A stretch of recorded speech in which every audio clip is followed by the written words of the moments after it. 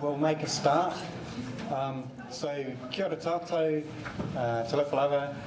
Welcome to this evening, and a session.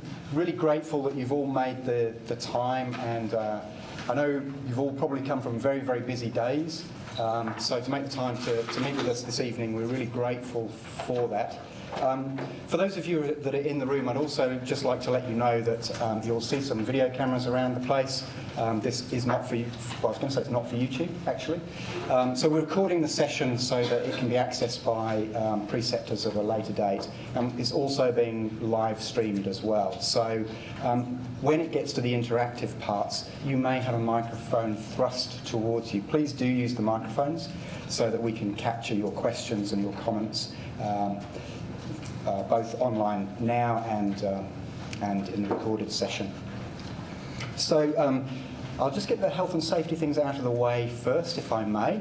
So in the case of a fire, there is a fire extinguisher outside to the right. The exit is at the front of the atrium. If there should be a medical event, just tap the person to your left, because they will almost certainly be first aid trained. We do have defibrillators about the place. Hopefully it won't be such a shock that you will need any of those sorts of interventions. And toilets, if there's an emergency of any other sort, there's two sets of toilets, one on the right by the lift bank and some on the left by the student kitchen, easily accessible. So without sort of further ado, I'd like to welcome you to this evening. I do want to introduce a few people who you're going to be hearing from throughout the evening. First of all, I want to introduce Lynn Peterson, who's our academic director for the undergraduate programme. You may or may not have met Lynn before. She comes to us with an education background, so she doesn't have a pharmacy background, but she brings a real expertise and skill around curriculum design, academic management, and also keeps us honest as well. So it makes sure that the pharmacists in the room don't have a group think. So that's Lynn. Associate Professor Shane Scarhill. So Shane is actually a PhD student of mine, but he seems to have survived that. Just. Disappeared off to Massey for a few years, but then is back in the fold in pharmacy. So he is a pharmacist by training. His interests are really in organisational culture and performance, entrepreneurship, and I guess that all rolls together to innovation in pharmacy services, which is his sort of current interest. And he heads up our clinical pharmacy practice team. So lots of interactions with our staff that are teaching clinical skills and across the team. Next to Shane is Dr. Trudy Aspden. So Trudy's going to be talking to you about some of our communication skills, teaching and training. She picks the students up in second year and I guess introduces them to the profession, gets the professional identity and those foundation skills in place. The other two people probably don't need too much introduction. So Steph Yee, who is part of the placement team, and I'm sure if you haven't already had a phone call from Steph, you will be getting one fairly shortly. So Steph, I guess, helps coordinate and works very closely with Lynn Bai, who's our Director of Experiential Learning Placements, which is a bit of a mouthful, but what that really means is Lynn's in charge of the placement program. And I don't just mean the coordination and making sure it happens, but actually the design and capturing the ideas that you guys bring to us, as well as helping solve any problems about the articulation between the academic elements and the practice-based learning elements. So this is really, I guess, Lynn's show as much as anything else. So Lynn's going to introduce the session and what we're hoping to work through today. But before I ask her to do that, I would just like, I guess as head of school, I should have introduced myself, shouldn't I? So my name's Jeff Harrison, I'm the head of school. I'm a hospital pharmacist by training, and I still think of myself as a hospital pharmacist, despite the fact that I haven't actually practiced pharmacy since 2000 and, probably 2012 was about the last time I probably saw a patient. But I still think of myself as a pharmacist, rightly or wrongly. But from me as head of school, I'd like to say thank you so much to those in the room and those joining remotely for the journey that you've come along with us. So 2018 saw the end of a 5-year project to roll out a new BPharm curriculum. It's been a heck of a lot of work for you guys as well as for us, but we got there. And I think that journey has been one that we've taken steps together We've engaged with you, heard what you've had to say about what you think we should be doing, and it's been a real exchange of ideas that's ended up with a program that has 3 times as much experiential learning in it, but a lot of different opportunities for students to see different parts of the profession, learn different skills, and more importantly, have more time to actually practice those skills in the real world prior to entering the internship. So I think we've got pretty good evidence from our student performance that our students are better prepared to enter the intern training program, and we hope that we'll see that passing through and onto registration as well. So from me, thank you very much for your engagement, and I guess the fact that you're here tonight means that you're still hand in hand with us and ready to take the next step on that journey. So thank you very much, and I'll hand over to Lynn to sort of walk us through what the plan is going to be. Thanks, Jim.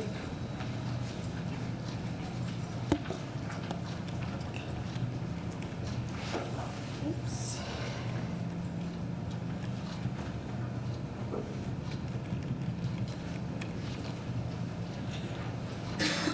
Good evening, everybody, and thanks for joining us either online or here at Grafton campus. And for many of you, that is actually returning back to, I see a lot of ex-students in the, have either registered to attend, and so for many of you, that's actually coming back to where you started your journey. So thank you for that. This, just a little overview of what we're going to cover this evening. So just going to give you a little bit of an update of our new Bee Farm program that Jeff talked about. Going to give you a little bit of an update and an overview of our placement program, and also cover off some feedback from both students and some placement sites. Trudy and Lynn and myself are going to lead you through some insights in terms of how we teach communication skills here in our new Bee Farm program. And hopefully you might find that useful so that you can consider that in your own professional development, but also training your other staff members and colleagues. We'll finish off this evening with a question and answer session with a panel, and that will be the opportunity to be able to ask some questions and be interactive.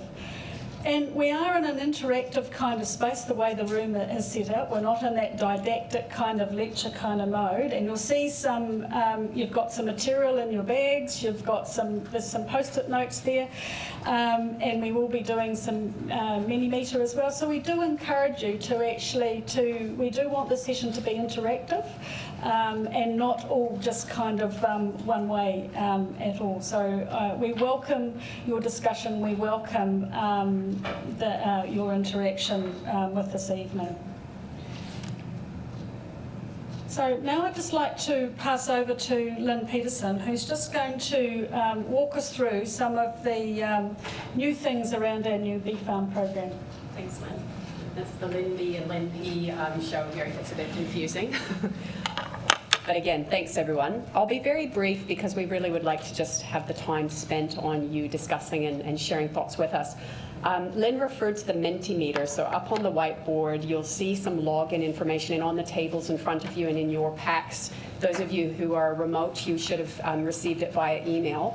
You don't need to go to it now, but on your mobile device, if you go to your browser in whichever Android or Apple you're in and go to www.menti.com, we will be doing a series of just questions that will get feedback from you. But if for any reason you'd rather not use your devices, you can just use the post-its when we get to those sorts of questions, okay? So just at a high level, I just wanted to say that, again, my involvement came from behind the scenes first, working on the foundations of the curriculum. And I know from the work I did in the curriculum groups with all of our staff and with Emeritus Professor John Shaw, the focus of the aim of all of our intention and work on the new curriculum is really this: how do we prepare our graduates to not only meet the expectations of these 8-star, 9-star, 10-star pharmacist roles, but to move into new spaces that we don't even know yet what those will be, to have competencies to go into future roles that are as yet unknown. And so we had an existing curriculum that was fitting really well and doing well at the time, but we really cast our eyes into the future and said, We can tweak about the edges of our curriculum, but actually, to cast out into the future, we need to really redesign from the ground level up how we conceive knowledge and application together for future pharmacists. So that's led to this new BPharm program that you've been a part of, helping us to realize. And just for those of you who are in the room, I know some of you are intimately familiar with this, and those of you connecting remotely, you know all about the details of this integrated curriculum. Some of you may not know as much. So just to kind of put a little frame on our discussions this evening, I just really would like to reiterate that this program is quite different to 5 years ago. So the graduates who left in 2018 experienced an entirely different curriculum. The way they learned about communication skills was really honestly entirely different to what some of you would have experienced in your program. First of all, they didn't enter from secondary school. They entered from first-year entry programs, biomed or health sciences. And so part 2 was where they started with us. So we already had people who had a sense of some of what it's like to be at university. What you see before you in this integrated curriculum is quite different in the sense that the traditional pharmacy building blocks are still there, and you'll see some of them in the first semester of our program and integrated throughout. But we deliberately built some quite different ways of developing content knowledge in a really integrated way. And so the communication skills that we're going to look at tonight are threads that run throughout, not only the experiential learning placements, but the clinical professional skills portion of our program that Trudy will highlight, as well as a range of our learning activity and assessments. And so communication skills are a variety, and we'll try to unpack those with you. Just finally to highlight that there are really key clinical aspects that are linked to communication skills across our program. So you play a big role in the 50 days that our students get in terms of their experiential learning placements out in the real world. Oh, this is a very sensitive display, sorry. They also get 10 days of interprofessional learning, Māori Health Intensive, Quality and Safety module, as well as our Sim Week, Urgent and Immediate Patient Care. Then they also have Clinical Skills Center, which Lynn will talk about, and they have the innovative visual thinking strategies, with people in the room like Kim Brackley, who's worked a lot on that in the hospital setting, knows about. We call it Learn to See in our program, as well as using simulated and online learning through tools like Kura Cloud. So it's a range of integrated methods rather than discrete covering pharmacology here and discrete covering communication skills there. A lot of things are interwoven. That's probably enough from me, so I'm going to turn back to Lynn, who's going to now talk us through some of the placement details. Thanks, Lynn. So as Lynn has already put up the curriculum, I just want to highlight here that we have 5 placement modules now, and these are compulsory modules in really big papers. So you'll see there they're highlighted. So placement 1, that is a compulsory module in that 60-point Pharmacy 213 paper. And students start placements deliberately. It's a deliberate decision and based by good evidence to start them right out at the beginning of their journey, really, in part 2. So yes, they have some knowledge. They've come through the pharmacy specific science things, and some communication skills. We've started that. But actually it's a journey as they go through, and they're continually building on what they've previously learned, and it really is around that alignment from the theory, bringing that in, and then the opportunity for application out in practice. So just to give a little overview of kind of the focuses around each of the different placements at each stage. So for our Part 2 students, it's really around socialisation. It's around actually really starting to understand around the medicine pathway, the patient experience, what pharmacists do, what pharmacy does, how does that fit with the contribution of healthcare in the New Zealand setting. These students go out on a day release during that semester 2 process. In Part 3, where students do 2 placement modules, 1 in each semester, this is when we move into the block, the 10 days over a 2-week block, and the focus is very much on developing those core pharmacy practice skills. So what we mean by that is developing medicine management skills, medication safety, providing patient care, developing the skills to become a medicine expert. And that's very much around the focus for Part 3. For part 4, this is the students again do 2 placement modules where they are again in the block, 1 in each semester. But this is where there is an opportunity for consolidation of the knowledge and skills gathered on that journey around developing core pharmacy practice skills, but also the opportunity for extension. And what we mean by extension is extension into different placement settings and actually have the horizons open to see that actually as a pharmacist you can work in different settings and you can contribute to healthcare in a variety of different ways. And I'll go on to a wee bit more detail further on in the presentation around placement, part 4 placements.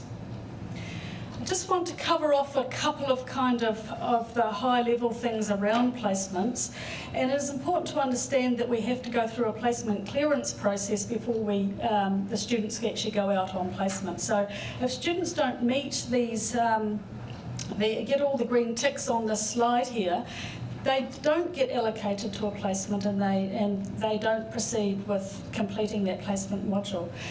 Obviously, as a university, we have obligations, but also there is obligations out. We're sending students out into the healthcare setting, a real life healthcare setting, and that's why we have to go through this kind of clearance process.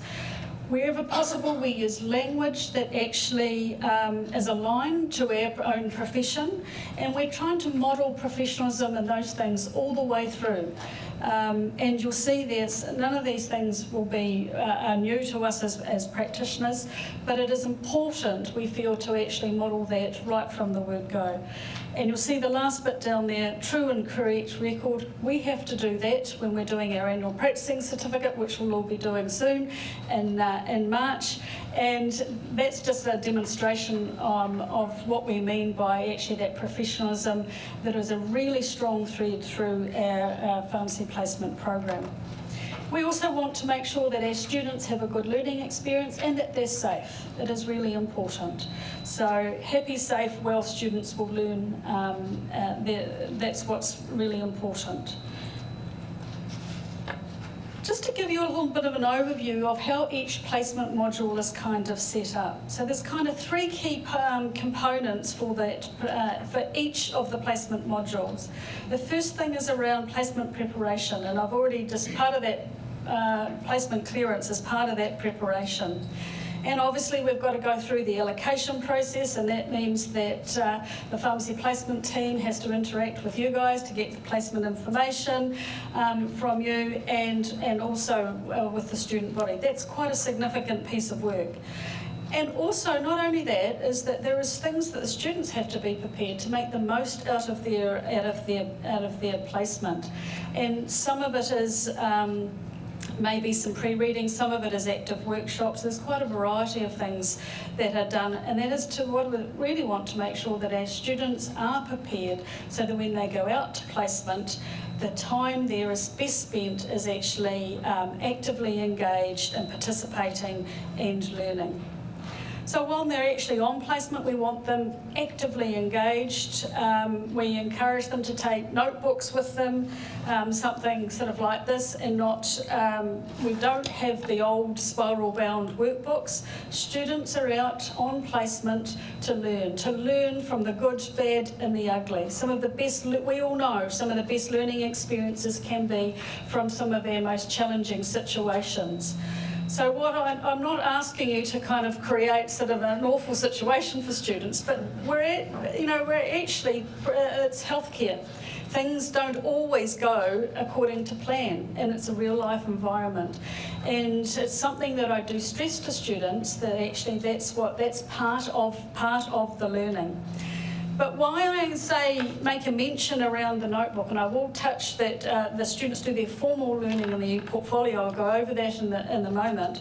We want students actively engaged, not focused on filling in a workbook for submission for assessment back out there. They're going to learn by interacting with patients, interacting with you and your staff, interacting with other health professionals, or whatever the setting is in, attending meetings, being actually involved, answering the phone.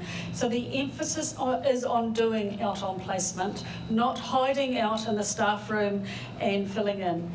Yes, we understand that actually out in the practice environment things can get really busy, and there may be a need where the student could actually be doing some self-directed learning in a discrete way, because actually its delivery of healthcare happens to be the priority at the time. We acknowledge that. But it is important to get a balance. So some self-directed learning, but really, we really want students engaged and not hiding from that, whatever the placement opportunities that are arising. So we do encourage students to record their learning in their e-portfolio in the evening, and I use the mantra of eat the elephant one bite at a time, because if they leave it all to the end, it becomes a very large elephant to get done by the submission date. So while that you are not, as preceptors, you're not involved in kind of seeing what students have recorded in their e-portfolio, but that's just how we actually operate. The e-portfolio is the student's space. So really the emphasis there for on-placement is being involved in whatever the opportunities your placement site can actually offer. When students come back from placement, it is really important that they actively participate in a post-placement workshop. Another word is actually sharing the learning. So while for placements, particularly placements 1, 2 and 3, students are doing all the same sort of activities in a placement setting, but they would have interacted with different health professionals, different patients, and been in different communities. And it is important to come back and share and learn from one another, and also to expand their horizons. And this is particularly important for placement 4, where we have students not only in the traditional pharmacy placements of community and hospital, so expanding that learning is really, really important. It is also important to, the debrief component is to sometimes put things in perspective.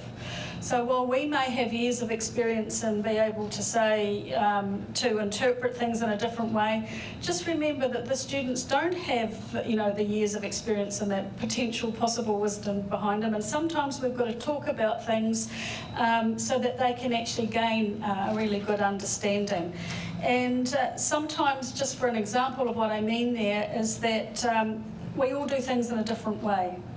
And it's not necessarily that that is a right way or a wrong way, providing the outcome is still safe and fits all our quality standards. But there are different ways of doing things and different ways of interacting and operating in whatever setting. And it's important that students actually understand that. So obviously the final bit in that post-placement phase is that submission of the student's e-portfolio.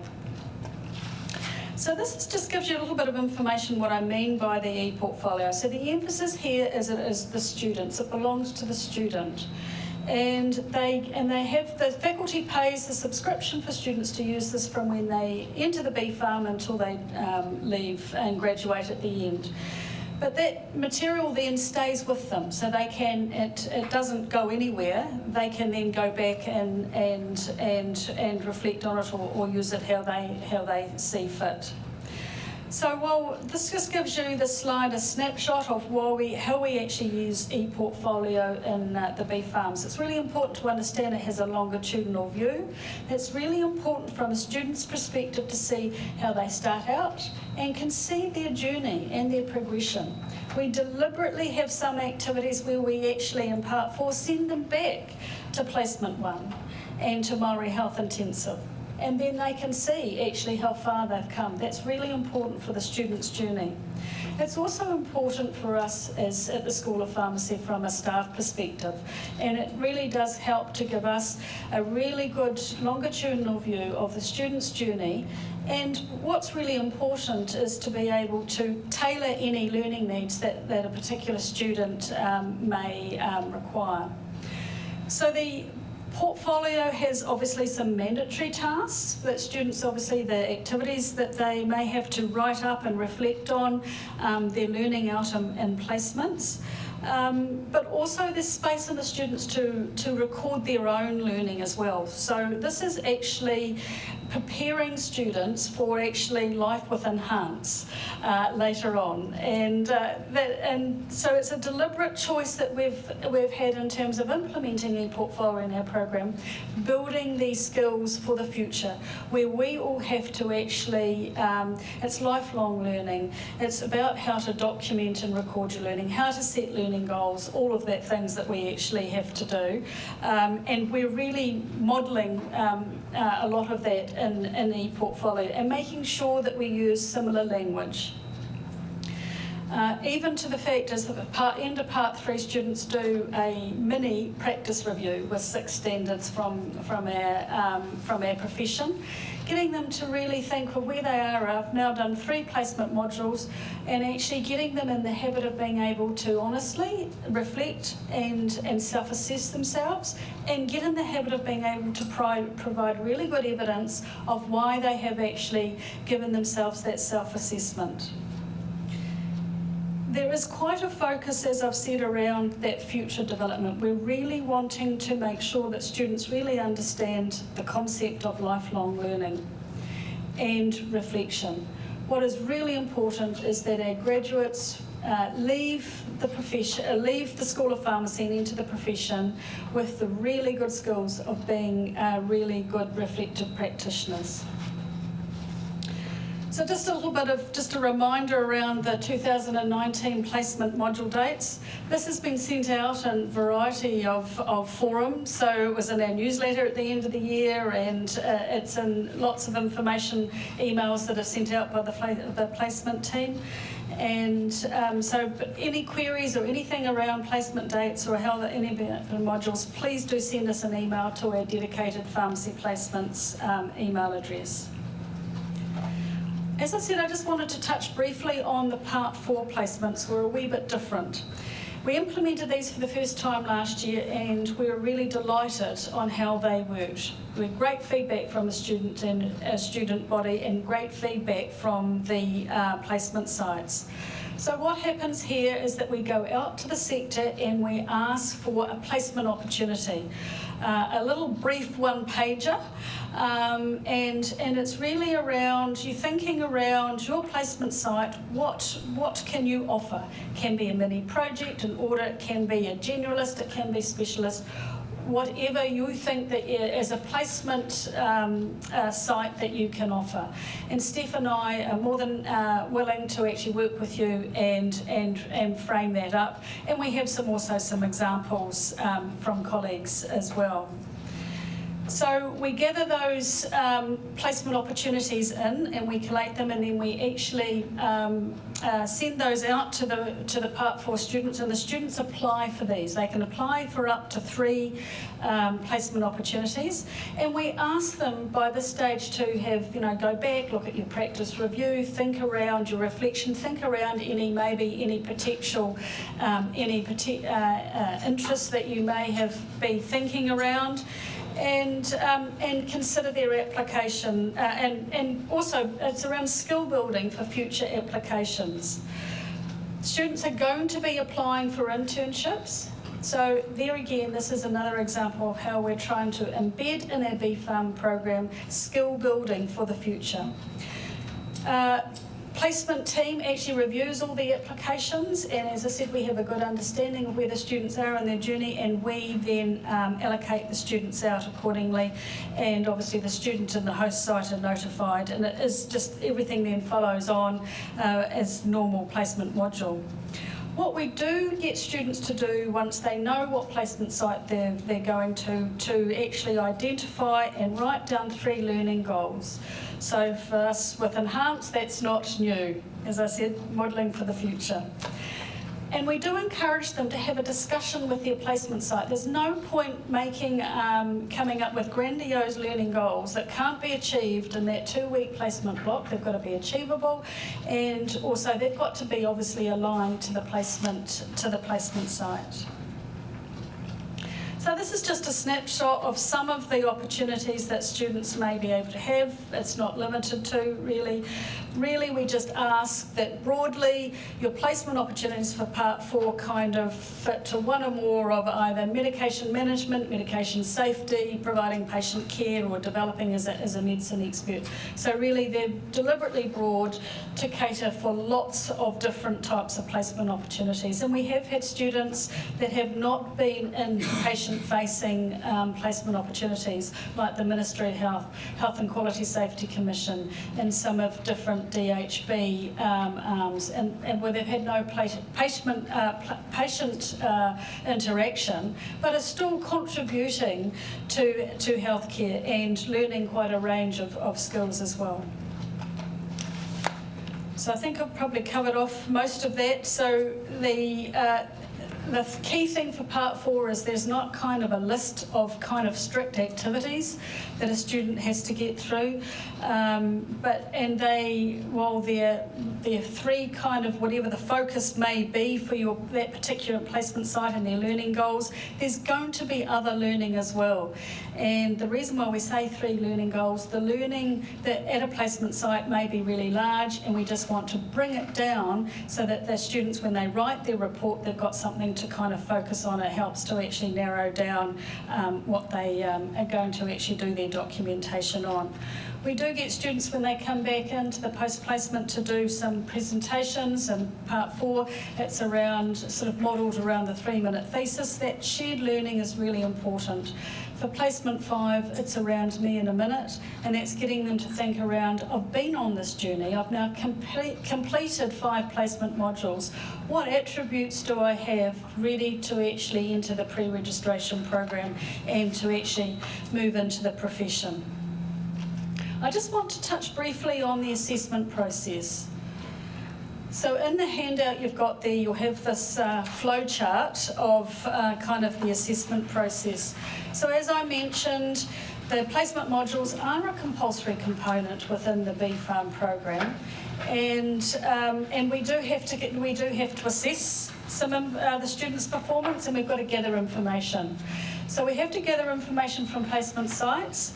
And that's where you guys come in. It's really important that we do have that, and we're really mindful that we try not to make it too arduous. All the assessment of the e-portfolio, these other things, are done by staff back that's managed at the School of Pharmacy. I think what is really important there, you see there's lots of things that feed into how we come up with whether a student has successfully met the required standard for the placement program or not. It is a pass-fail. There is no numerical marks for a placement module, and that is a deliberate strategy. This is around competency. And so that is exactly why we actually have done for quite a period of time in terms of having criterion-based assessment. And what is really important is that the pharmacy placement team gathers all that information, puts it all together, and then presents it to the Board of Examiners. It is the Board of Examiners who make a decision on who passes a course or not. It is not an individual, it is a board that makes that decision. So if out on a placement site and a staff member has filled in an assessment form, what is really important is that assessment form is filled in fairly, honestly, and that good evidence is provided if an issue has been identified. But no individual staff member out at a placement site actually says whether a student passes or fails. It is actually the BFARM Board of Examiners who makes that decision. What is really important out on placement sites, and probably one of the key roles from my perspective, is the formative feedback that you give students. It has to be timely, and remember that a student is not attached to one person's hip for the entire placement time. There's actually lots of people that they will interact and be involved in. And it is important to gather feedback from other people while one person has to actually collate that feedback and make and fill in the form, do gather feedback from your staff who may have interacted with the student during their placement time. So I really do encourage you to give the students formative feedback, and it's really, it has to be appropriate and timely. There's no point coming to me 6 months later to tell me about something that a student did, because we've then missed that opportunity to do something about it. It is really important that we have a really good, strong system in place to support our students, and where if the issues arise, we actually have appropriate processes in place and put remedial work in to actually help those students to overcome them. So we do have a focus on remediation and not on a punitive process. The midpoint assessment there, that is particularly for placements 2, 3, 4 and 5. Students have the same placement assessment form as what you guys have. We really do promote that transparency. And we ask students to do a midpoint assessment on day 5, where they think they are at. And you do a formative one and then have a conversation. That helps you to kind of, well, actually next week we should focus on these things, and that is really important. And just a reminder there in terms of that placement site, it covers those professional behaviours. That front page is the same deliberately the same through all 5 placement modules. The specific tasks is only for placements 2, 3, 4 and 5, and then we have that global placement assessment. I think the key thing is to remember is to be fair, be honest, consider other staff members' views, and if in doubt, contact Pharmacy Placements and we can guide and talk you through that. And if you have identified some issues, please just provide us with some evidence that would support whatever the issue you've identified. I just want to now move on to some feedback from students.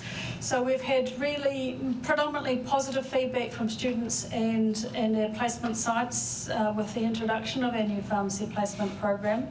And you'll see there the green smiley face. We always like those types of feedback. And I think it's really important to remember that those sort of things, those sort of quotes that are sitting there, that's what fosters the really good learning.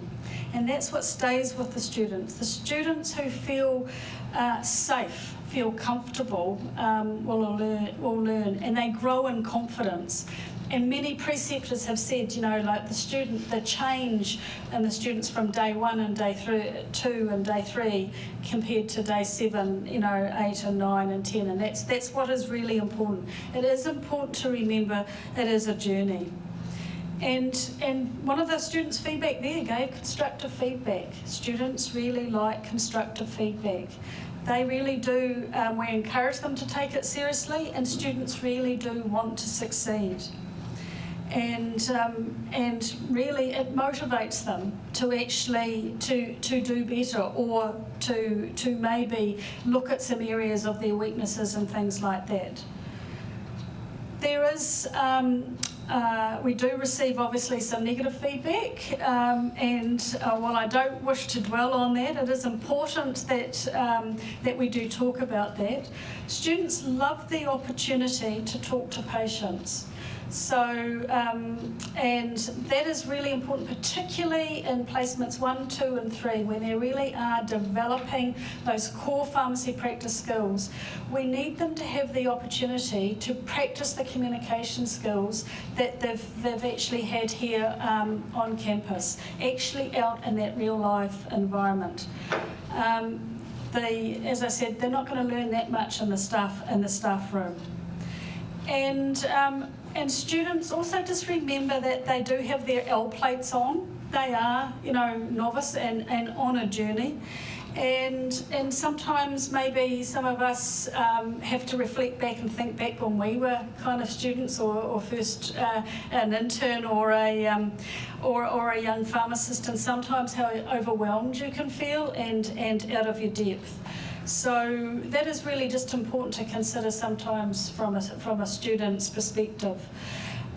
one thing that they do, students really do often feel overwhelmed by the sheer pace that things happen out in the community and the hospital setting. So that is real life, and we do what we can to prepare them for that. But just be mindful of that they don't have, like lots of years of experience. We do encourage our students to have part-time work wherever possible in pharmacy or in a health-related setting, and that students really, that does certainly help those students. But just be mindful, they have got their L plates on, and sometimes they may need a little bit of gentle guidance to actually to get them through. If an unfortunate situation happens or something like that, it is really important to debrief a student.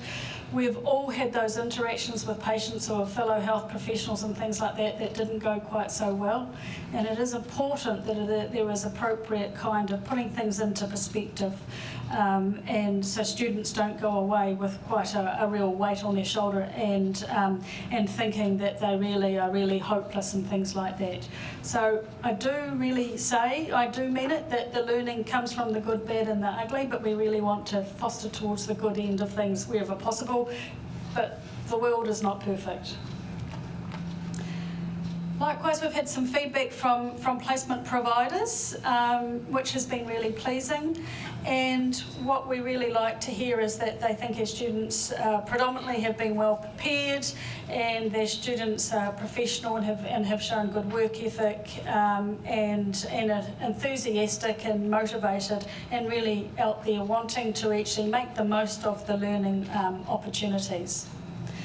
There again, on the other side of it, we do get some not quite so good feedback. Students falling asleep during meetings. There has been feedback from students that they find the days sometimes quite long and hard to cope with, and it's welcome to the real world, and we all know that. And probably some of us have all sat in meetings or been a thing of thinking, wish this was over, and feeling a little sleepy. So that's the case where the formative feedback comes in, really important. You guys, the placement providers there, that is really important that you, at the appropriate time, provide appropriate formative feedback. We have had feedback that students are focused on the up and coming exit tests and assignment submissions. Well, students, it won't be any news to you, are driven by grades. And there is always that tension. Students want to do well. We want them to do well. And we want the bright bunnies out in the profession. But we've got to really, and as much as we on campus say, when you're out on placement, you've got to be focused on placement, there has been some feedback that the students appear kind of distracted if they've got an upcoming exit test or an assignment submission. We do what we can to avoid the assignment submissions, and we have a mother of all spreadsheet that shows the timing of all assignments submissions, and have made sure that things are equally spaced throughout. So there again, just keep the student focused wherever you can. And just the other thing is, some students, they may be focused on thinking that they're going to get all the answers for their e-portfolio. The structure on the e-portfolio is set up to be actually very much self-directed, where they actually should be able to do most of it. Yes, there'll be some discussion, but you are not there to give them the answers for their e-portfolio. So now I've just kind of gone right through pharmacy placements. Is there any questions now, just that in particular relate to pharmacy placements that anybody would like to ask? We do have some microphones here.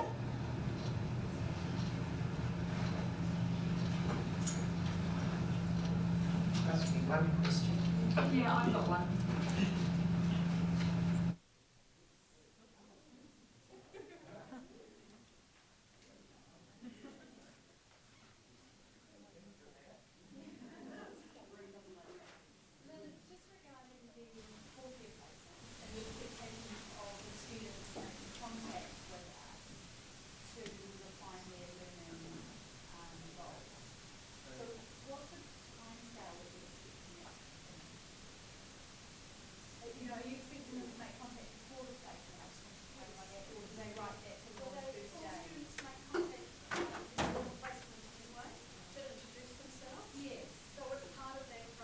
that's part of, hi, I'm Billy Boggs, I've been allocated to, to come to Auckland City Hospital for my placement, and I've been thinking around, like your placement opportunity and my learning goals. It's also a bit of an icebreaker to help that, so it's part of that. It's not to be an arduous thing in terms of the actual placement site or the supervisor. Yeah, so are you expecting them to propose some learning goals at that stage to then get some feedback and comment on? Yeah, so to draft, because if they've come up with something grandiose and you think, this is the placement opportunity, we can't do that, they need to know. They do actually have to submit those before they go on placement, and Steph and I also assess them. But it's around discussion, dialogue, and refinement where necessary.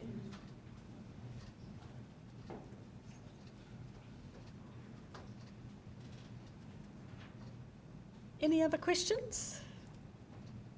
If there's none that come to spring to mind, do feel to jot them down on the paper that's available, and we can also address them in the question and answer session at the end. And for our colleagues that are joining us online, you can send in your questions to Pharmacy Placements, the email address, or via the Minimeter system that we have in place for you as well.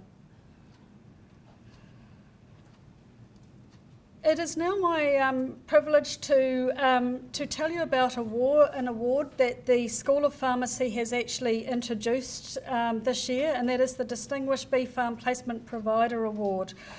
And we have introduced this to acknowledge the dedication and the long support and the outstanding contribution that placement providers make towards actually developing good pharmacists for the future, and that's what it's about. We're all on that journey to actually provide our pharmacy workforce in New Zealand in all the variety of settings with the best possible pharmacists out. So it is my great privilege to actually announce for 2019, it is the Unichem All Seasons Pharmacy. So Marie Bennett has been, the owner of this pharmacy, has been a long-standing, a great supporter of pharmacy placements, has also been part of our liaison groups, our community pharmacy liaison group in terms of the development of pharmacy placements through. Belinda Robinson joined us in 2018 and contributing that way as well. This particular site has hosted quite a variety of students over a large number of years, and actually what really strikes for me is it's a real team. It really takes that, it takes a village to raise a child, it takes a whole pharmacy placement site to raise a BPharm student ready to enter into the internship program. Belinda, can I ask you to come up and accept this award on behalf of Unichem All Seasons Pharmacy?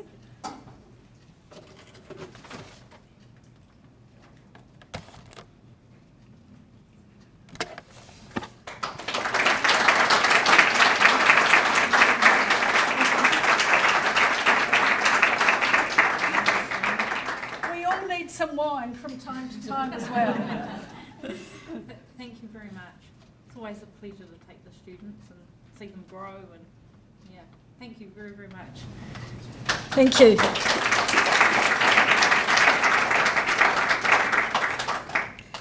I'm now going to hand over to Trudy and the other Lynn, and we're going to go through now how communication skills are taught in the BPharm program.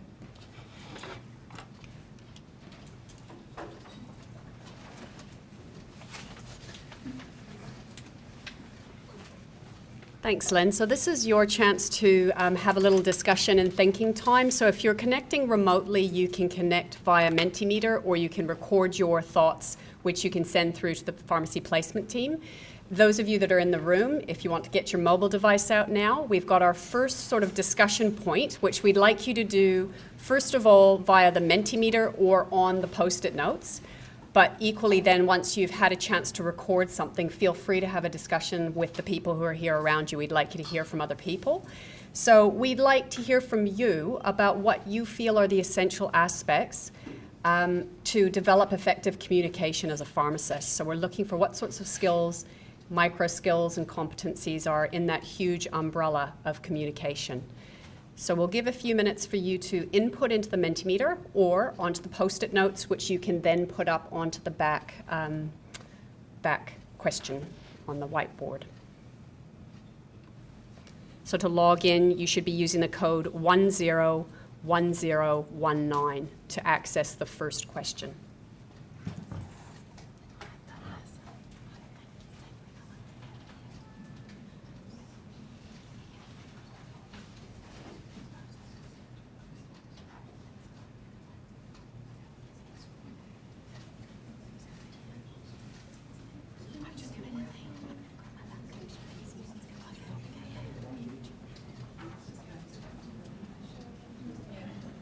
Is anyone using Post-it?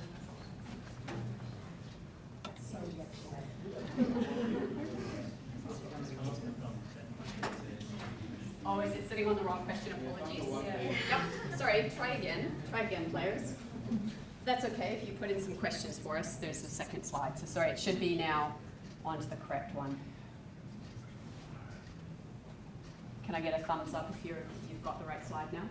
Thank you very much. Sorry about that.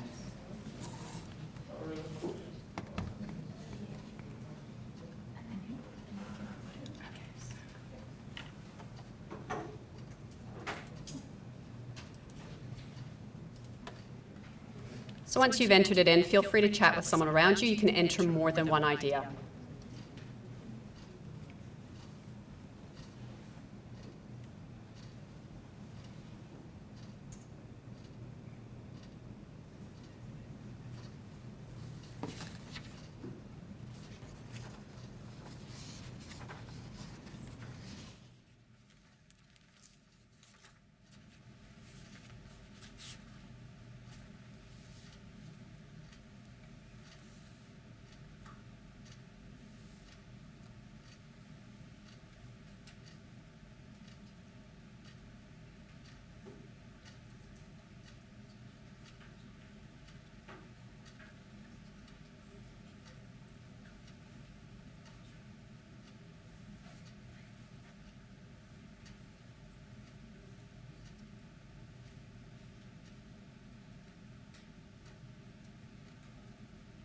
So here's the hard part with technology. That is wonderful, and we can all share that, and we will download that. Thank you very much. Maybe input one more thought, and then I'd encourage you to just take this chance with colleagues to turn and have a short conversation with someone around you about what you added or a thought you have around what makes effective communication as a pharmacist or pharmacy professional.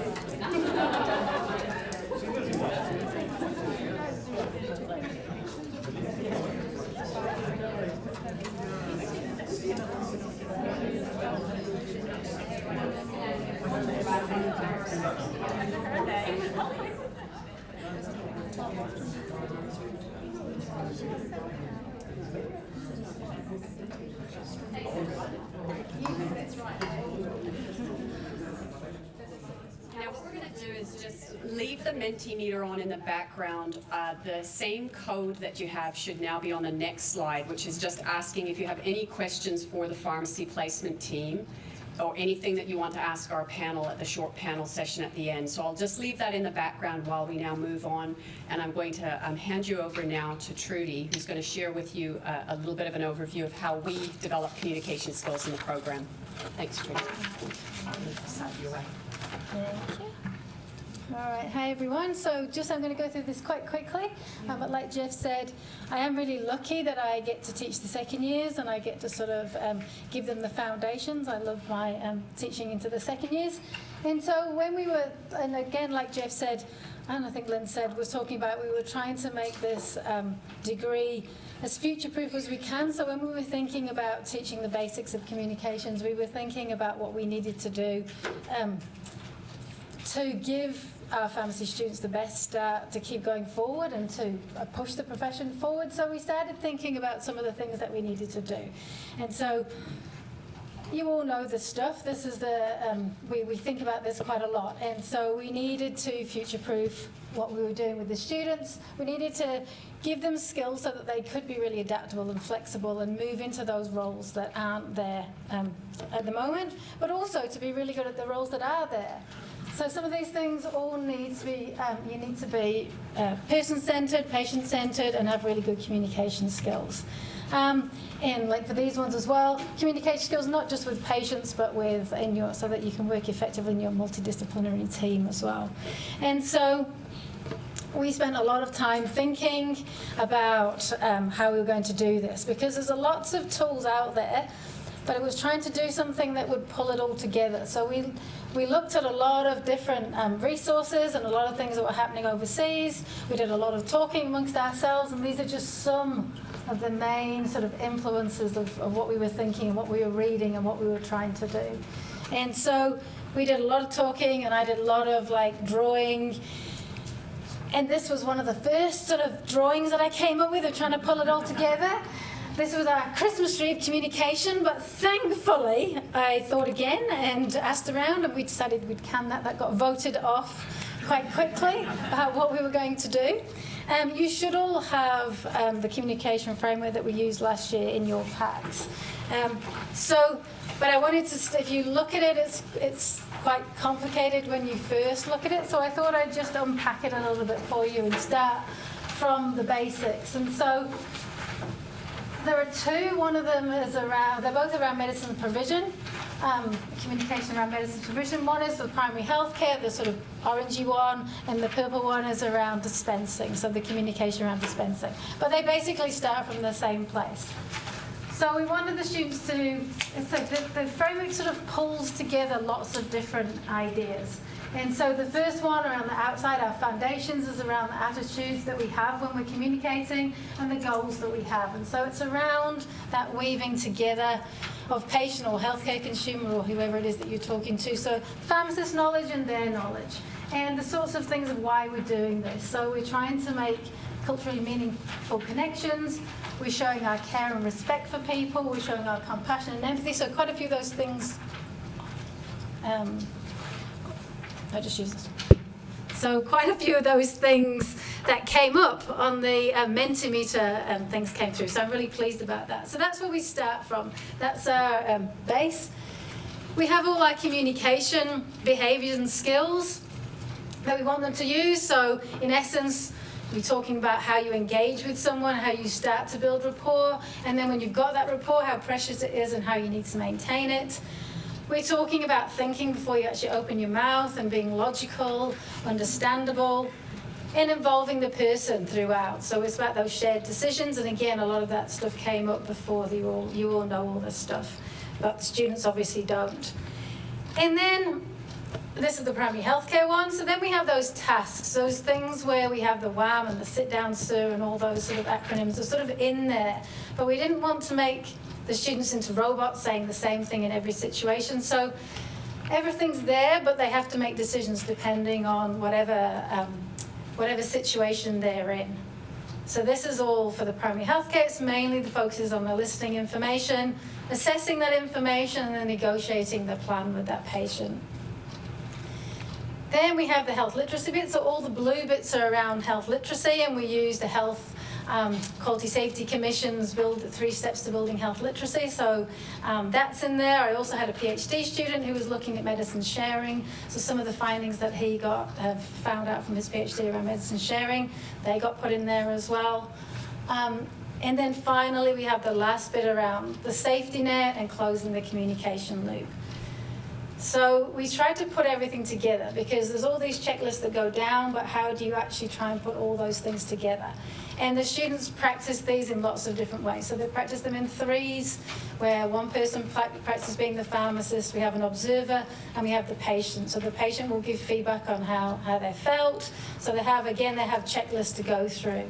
So that's how we try and get them as familiar as possible with what they've got to do and how they've got to do it and how it feels to do it in a safe environment. So they're not going to kill anyone, they're not going to offend anybody, they're doing it in their peers. But I also try and get them not to work in the same 3s all the time, so they get to hear other people doing the same thing that they've just done and the different styles and what works for them.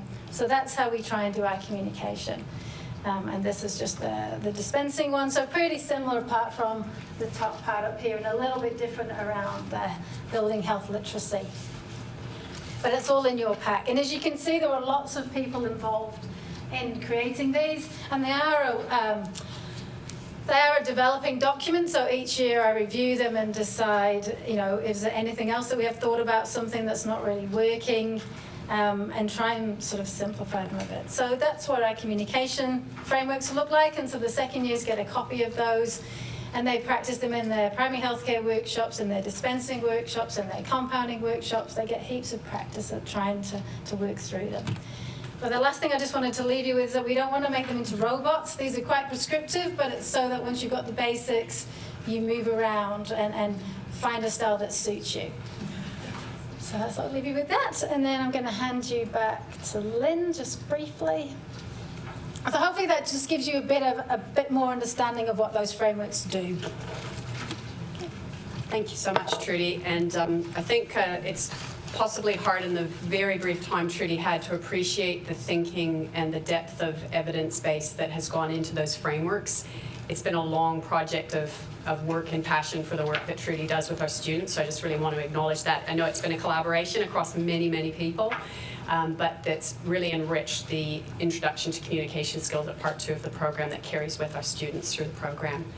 I just did want to sort of just take a moment then to just kind of circle back to our whole curriculum. So what Trudy has described at the foundations of part 2 really continues throughout the program. And I guess the message we're trying to get across, if you didn't hear it and you already know it, is that communication skills are so embedded in multiple ways. So we have things, for example, called integrated assignments, worth 20% of each of our huge 60-point courses. And those integrated assignments involve writing skills, presentation skills, visual display skills through infographics, audio, PowerPoint presentations, little videos. So we're trying to develop a whole range of competencies in communication, not the least of which a whole range of communicating with a variety of people, patients, health professionals, to get that whole cross-section. We're really interested to hear from you tonight to know if there are areas in communication competencies and skill development that you'd like to know more about based on some of the little bits we're sharing with you. Things like visual thinking strategies or the frameworks that you'd like to delve more into with us at future sessions. So that's where in a couple minutes we'll ask you to give us just some feedback if there are any areas of future development you'd like that we can work with you either in these sorts of evenings or in smaller situations. And for those of you who are connecting remotely as well, I didn't didn't say earlier, I'm very happy to connect with any teams, especially via sort of online meetings. If you'd like to understand more about the curriculum, if you're sort of new to working with our curriculum in our team, so that you can kind of see where those connection points are for you in our program, because you play such a powerful role in really bringing the curriculum to life. Okay, I'll pass over to Lynn, and we're going to shortly get to our panel. Thanks, Lynn. As was alluded to earlier on, our students actually go into a clinical skills centre here at FMHS, and which is actually set up as a ward, one large one and one smaller one. And the students, when they come into those sessions, this is when they're actually starting to practice those clinical skills that we may use as a pharmacist, right from being able to do and assess for vital signs, so taking pulses, respiratory rate, blood pressure, etc. Right through our final year students actually do immunisation. But during that, while they're actually practicing on their peer before they're actually going out into the practice environment, what we actually do get them to do is actually model the communication skills using that framework that, that Trudy has just gone through with their peers. And we work really extensively with the students so that actually it becomes really ingrained in them. So not while they're practicing how to take a pulse or a respiratory rate on their peer, we do actually want them to be in that space. Yes, it is simulation, but in that space of actually the communication skills that have to go alongside the actual assessment skill that they may be doing. So what's really important, that's the on-campus component, one of the campus components of experiential learning, and obviously we still have a dispensing lab and primary healthcare workshops and a model pharmacy. That's all experiential learning, of where the communication skills are continually interwoven and practiced with peers and with staff members and with practicing pharmacists. But what's really important is when they go out into practice, they move from role play into actually applying those skills that they've practiced here on campus with real life patients, with other health professionals and things like that. And the range of communication skills. So the verbal interaction skills, written skills, the phone skills, the whole raft of our communication skills that we use as a practicing pharmacist, whatever setting we're actually in. So while you may have identified a student that maybe have struggled a bit, you might say, well, let's have a wee practice, but you've got to move past practicing and actually let them interact. And the best way of learning is by doing, and then the student being able to get a sense of where they're at, and with some good constructive feedback on what they can improve on to move forward.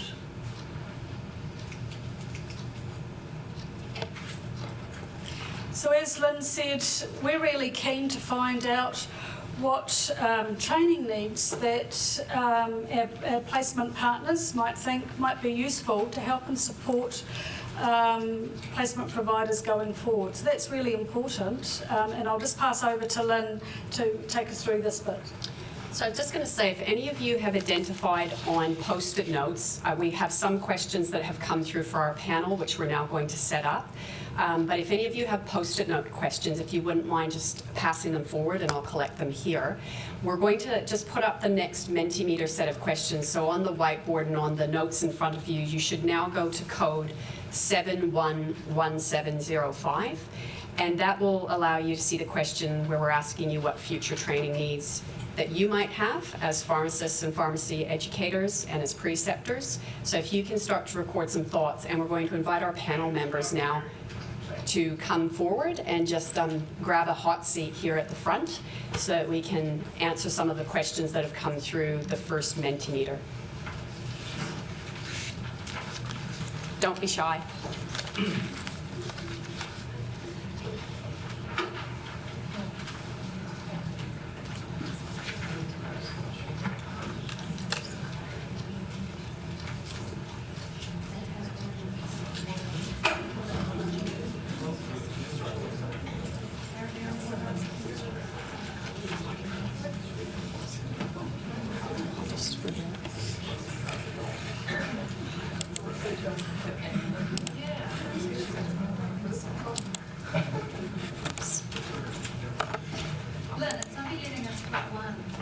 is it? Oh, drat. Drat.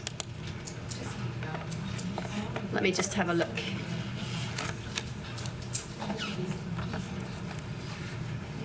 It should allow you to enter more than one, Kim. Is it only allowing one? It's chucked me out, it's not. It's chucked you out. Yeah, and to log in again. Err. There's a logging in again. Can't do it.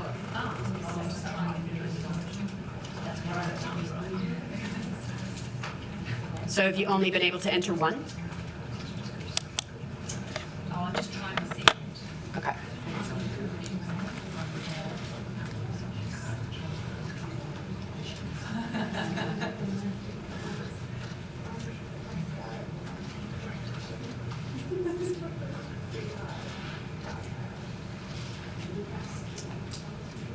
There's another microphone.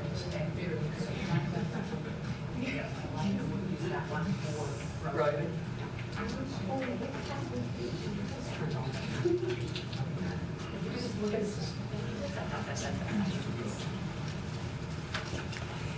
Now, if you're not able to log in again and you're frustrated, I'm sorry, but if you've got stuff that you've identified tonight that you'd like as training, future evenings, future sessions with your staff, with us, please just contact our pharmacy placement team, or put it on a Post-it and we'll follow up with you. I don't want to waste your time if the Mentimeter's only allowing you to see one.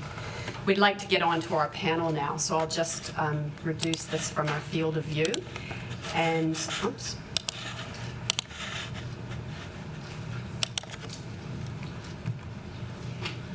And I'd just like to take this opportunity to thank our panel for being in the hot seat. And they're just going to go along and introduce themselves in case you don't know who they are. Well, actually, I've already introduced myself. So you can pass along.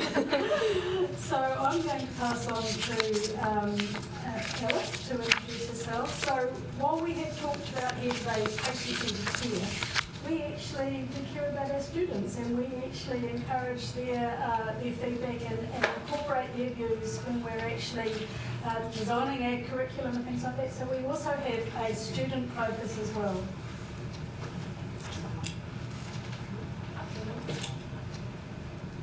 Do you want to try that again? So since everybody already knows me, I am going to pass on to Alice, who is our Part 4 student. And thank you, Alice, for joining us on the panel today. We do appreciate students' views. Thank you. So I'm Alice. I'm a fourth-year student heading into this year. I'm also part of the Pharmacy Association Executive Board, so thanks for giving me as well today. You try that instead. I think our mic isn't working. Oh, okay. Is Start that- again. All right. So I'm Alice. I'm a fourth-year student heading into this year. I'm also a part of the Pharmacy Student Association executive member board. Sorry. So yeah, I'm also presenting them tonight. Yeah. Thank you. So as I was introduced before, Stephanie Yee, I am with the placements team and have spoken to many of you. So thanks for coming along tonight, and also a community pharmacist. I'm Belinda Robinson from All Seasons Pharmacy, and I'm a pharmacist as well. Hi, I'm Sarah Wilkinson and I work at Waitemata DHB, mostly based at North Shore Hospital, and organise the placements for the DHB. My name's Jeff Harrison and the buck stops with me.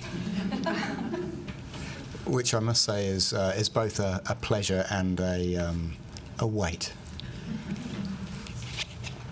Okay, thank you, panel members. So I'm just going to open up the questions that came through on the Mentimeter for you to see. So we'll start with, is a patient interview still required? Can anyone on the panel answer that for us, please? Sure. So the short answer to that is yes. So for Part 3 students, for their placement in each semester, they still have to interview a student, but we don't do the paper consent form. They just do verbal consent. And medication review, yes. So they go through that whole process. You want to add anything? as part of developing the medicine management and medication safety skill. So in the community setting, a patient enrolled in the long-term condition service is obviously excellent. In the hospital setting, well, we have find an appropriate patient. It is important that students actually learn that process and practice setting the rapport, eliciting the information, gathering that, practicing doing a medication history, and being able to then analyse that information and actually do a medication review and develop a care plan with some that then is communicated to a prescriber or another care member of the team. We do chunk it down into pieces so that it really comes back. While we may, as a practitioner, do bits of it, we do chunk it down, and so that students actually do go through that whole journey. And of course, obviously, the medicine reconciliation component is an important component of that as well. So I might just add a comment there, because it's obviously difficult with people who are joining us remotely to be able to say, well, what did you mean by that? Back in the day, we did used to ask students to interview patients with a particular medical condition. So students used to go out and interview patients that had a respiratory condition or a cardiovascular condition, so that they gained an understanding of what it was like to live with chronic disease. So if the question was aimed at that, no, we don't do that anymore. The contact with patients is much more around delivering pharmacy services and actually delivering care, rather than an isolated interview about patient experience. Just anticipating that might have been the question. And I was just wondering, since we've got Sarah and Belinda here as two providers from different settings, I wondered if you would be willing to just comment on the spot about how you handle sort of patient interviews in your respective settings. Would that be okay? And maybe a comment from Alice about if you've had any experience in your placements around that? Yeah, of course. So in the hospital, obviously, can be a pretty mixed bag of what sort of patient you might be able to find. And that can be a challenge on a busy Monday morning when we're trying to identify a patient early on in placement. But I also think that that's a good challenge for us. And I find by identifying a patient for them to talk to early on in placement allows the student to see some continuity of care and the whole hospital journey, hopefully, for a patient. And allows them to take that medication history when the patient hopefully isn't sick of asking or hearing, those questions over and over from every other health professional that might have spoken to them. So they often get a bit of a better experience if they are able to meet the patient early in their experience in hospital. And I suppose in community pharmacy, it's a little bit easier because a lot of your patients are regulars. So we have quite a few people that we can easily ask, and they've got the time to sit in it and actually be involved in an interview. So it's quite good. For instance, a lot of the people we've used over the past couple of years have been our CPAMS patients, so they're there for the INR. So while they're there, we can get the student to talk to them. So it's quite easy. Yeah. Thank you. And Alice, anything you wanted to comment on from your experiences from a student perspective? As a student, the interview really was the first opportunity we get to talk to real patients. As Trudy said, we did practice with our peers during labs and workshops, but the interview was really, really valuable in that it actually humanised the patient. So before we were kind of acting, pretending, but just getting that rapport, actually building it with people you didn't actually know was quite valuable. So I am quite happy that we did get the opportunity. So, yeah. Thanks, Alice. Can I just add something therein, is that if there's an opportunity to do more, yes, and many interactions, but actually the whole care planning process, they need to be able to follow one patient through that whole process. But they may talk to lots of patients and do lots of medication reviews or lots of different components of that process, but it's one patient through on that journey. Just based on that discussion, are there any questions or comments arising from that before we move on? Okay, thank you. I'm just going to scroll down. There's a comment here asking about Part 4 learning goals. Okay. Okay, so I'd just like to turn to that one. It says the Part 4 learning goals appear to have been written in granite once approved by the placements team. It's often challenging to match expectations with reality. So I guess the question there is there flexibility in adapting once those learning goals have been set for placement 4, if I'm understanding that question? Absolutely is the answer there, is that we encourage that dialogue. And while all of us at Enhance have probably written down at some point some fairly lofty goals, and then when the journey went on realised actually it wasn't achievable, and that's real life. So it is important that, and it's in a real life setting, if they're not achievable then you have to, there has to be a plan B. Anyone else have a comment?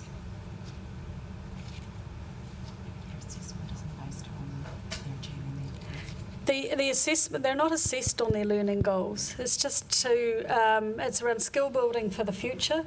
There's no pass or fail on that. But it's part of actually and often in students' report, it's perfectly valid to say, well, look, while my learning goal was X, Y, Z, in reality, I couldn't do it because of, or I couldn't achieve it fully because of what of. So that is really important learning as well. We often have to change tack.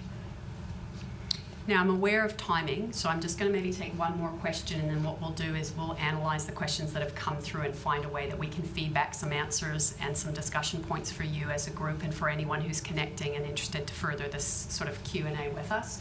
But there is a question here, do the students do a conflict resolution course with regards to communication? I can comment on that, but is there anyone in the panel who wants to?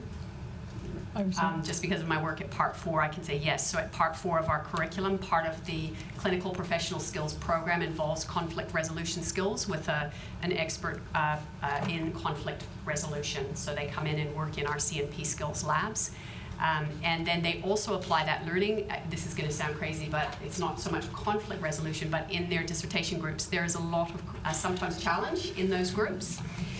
They're managing complex groups across all of our Part 4 curriculum. In some cases, about 4 different pieces of group components.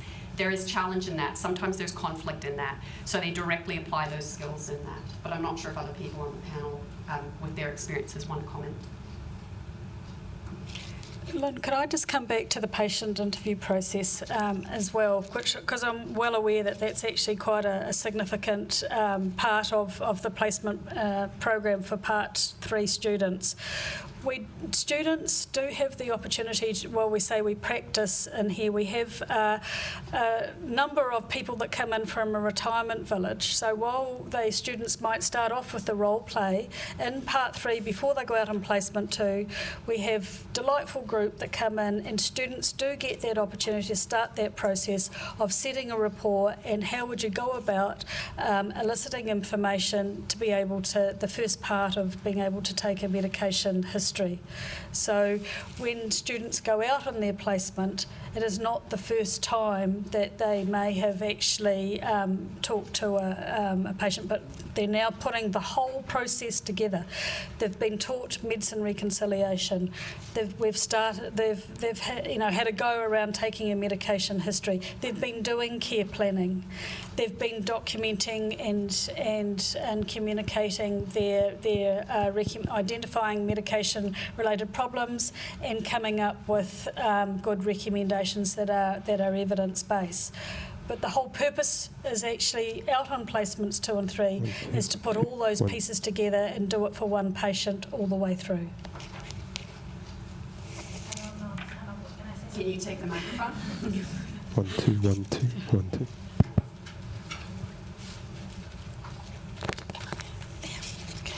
So just to say also that I totally forgot about, we've got the actors as well. So the students in second year now have an actor come in, and so they'd actually do a vaginal thrush consultation. So we figured that was a good way to really challenge the students, but have it in a safe environment. So it's a very experienced actor that comes in, and they role play someone coming in with the symptoms of vaginal thrush, and then they get really good feedback from the actor who's very experienced about where they went, what they did well and what they did not so well.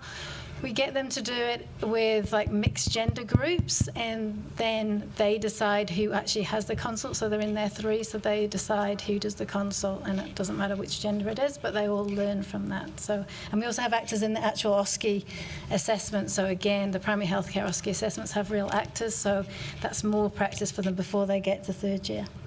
Sorry, I have to stop it. Okay, so that one's working. Was there a question or comment? No, Kim moved and I thought she wanted to ask a question. Well, that's So 1, 2, 1, 2.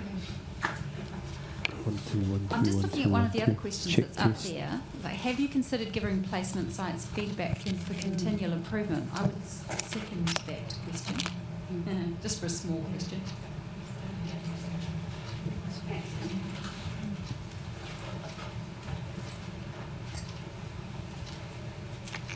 We give, if there's any particular issue with a placement site, we do give those sites individual feedback. There is constant dialogue between the placement team, particularly Steph and I and myself, with their placement providers, by email, by phone, also by visits.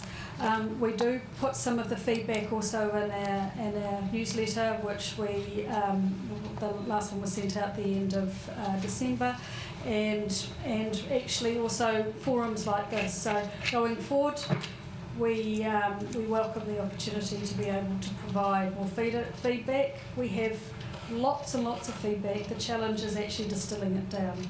So if there's anything that relates to a particular site, we deal with that on a case-by-case basis, and then we have the other mechanisms of providing more generalised feedback. Now, I'm sorry, but just we do want to keep honest with our timing, and we did want to wrap up with a little bit of information about a preceptor survey that we'd really like to talk about with you before we sort of wrap up for tonight. So Trudy, do you want to come up and we can highlight that, and then we'll give you an opportunity to just wrap up with some feedback for us. And thank you. Can we just have a clap for our panel? Thank you for being in the hot seat. We appreciate it. Thanks. Okay, so this survey is something that we've been doing. Shall I just use this again? This one actually worked Is quite that well. right? Okay, so it's a project that both Linz and myself have been involved with for the last couple of years, and we've been looking, again, going back to the literature around what patient-centred care actually is and what patient-centred care is to pharmacy. And so we've been surveying the students about our curriculum, but we're really keen to get your feedback on what you see in our students, but also what your views around patient-centred care is. And what we've actually come up with is a list of 12 elements. Have we missed something? Is there something that's there you think that's not really applicable for where you are? So it's about a 10-15 minute survey. So you will be getting an email with an e-survey, but we thought because you were here it might be better. So we've given you a paper copy that you could fill out tonight. There are, I don't actually know where they are. I think they're outside, aren't they? There's 2 boxes outside that you can put the survey in and enter your name in to win a $50 voucher. So they're outside. And they are anonymous, so we won't know who you are. So when you get the email in a week or a few weeks' time, you can obviously ignore it if you've already filled it out. If you haven't filled it out, please have a look and see if you can give us some feedback, because we want to make our curriculum fantastic. We want to make it really patient-centred, so you can help us to do that. Thanks. Is that okay? Awesome. And what we're going to do is just suck you for more information while you're here. So I'm going to put up a Mentimeter, the last Mentimeter of the night. Which is code 574129. And if you wouldn't mind taking a very quick second to give us a rating 1 out of 5 in terms of how useful you found the information and opportunity to network and think about some future training opportunities with us. And then I'll flip it to the next Mentimeter slide, which is just if you want to give us any open feedback about any improvements or things you'd like to see in future. If there are any glitches with that, or it's not large enough for the space of information you want to give us, just drop us a line at Pharmacy Placements, or if you'd like it anonymous, then please just leave something on a post-it note and we'll collect it up. 1, 2, 1, 2. 1, 2, 1, 2, 1, 2, 1, 2, 3, 4. Check test 1, 2. I'm literally going to give about 20 seconds until I flip to the next slide. So if you've got a rating to make on this Mentimeter, if you can do it in the next 15 seconds. 1, 2, 1, 2.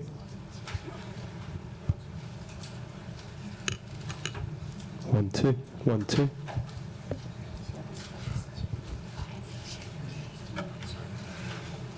Okay, I'm about to flick.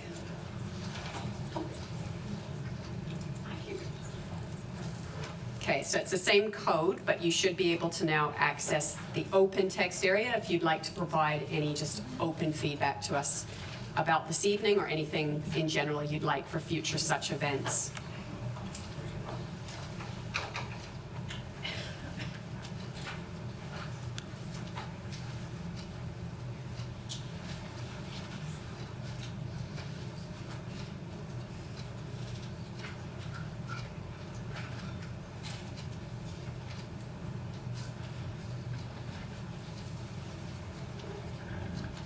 Now I'll keep that open in the background.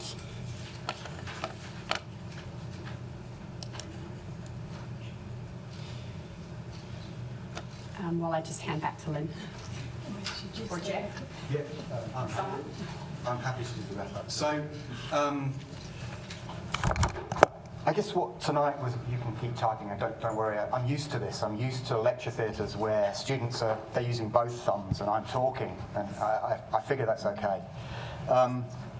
So really what tonight was about was I feel like over the last couple of years maybe we've created some brand awareness about the bee farm.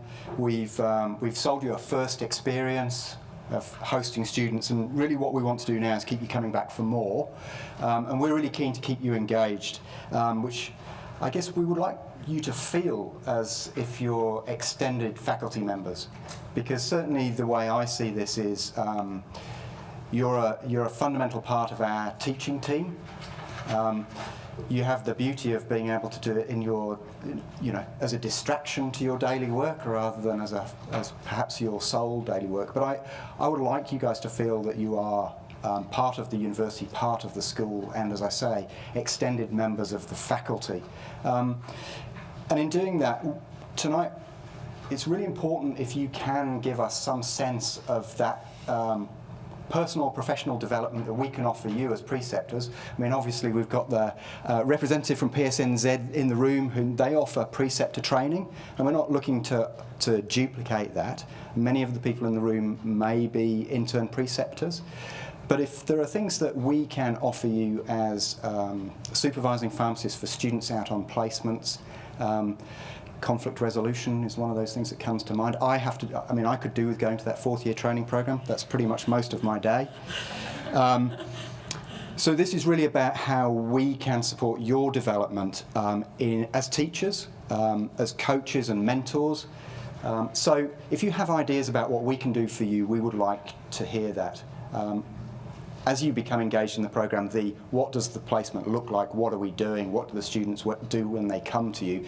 That's going to be bread and butter to you. So we would like these sessions to become opportunities for more engagement about, well, what's the best way to do this, or have you thought about doing that, and maybe having some, I hate the verb workshopping, but we could have some workshops about developing new approaches, developing our placements and future-proofing them as well. So please do regard yourselves as members of the school. We really value your contribution, and if you have constructive feedback of any sort, please do share it with us. We would rather know than not know. If we know it, we can do something about working to address it. So if there are any things you think can be improved, we're very happy to look at how we might be able to do that. So that's, I guess, my closing message. Thank you again for all that you do for our students, for the positive way that you've engaged with us. I know sometimes we're asking a lot of you, but somehow you always seem to have the capacity as well as the capability to deliver for us, and we really, really appreciate that. So thank you very much. Thank you for your time today. I know it's very precious, and if there are any of those cookies left when I leave this room, you know, I'll be worried. So please do take one with you, even if you have to feed it to a young child to get rid of it. So thank you again for your time this evening. Jeff, can we just thank our media team? Oh, yes. Yep, absolutely. So, for all of their efforts in putting together. So Shane has disappeared, but Chris at the back, who's been very polite about the fact that we haven't been using working microphones, but he's managed to get it all working, and also to Lawrence, who's been up the front sort of troubleshooting as well. Thank you for your help in getting this outside the room and keeping a record of it as well. Really appreciate your skills. And thanks to Alice and Taylor. Alice and Taylor? On their holiday. Yeah. There's no such thing as holiday. It's called a study break. Okay, thank you very much, and safe travels.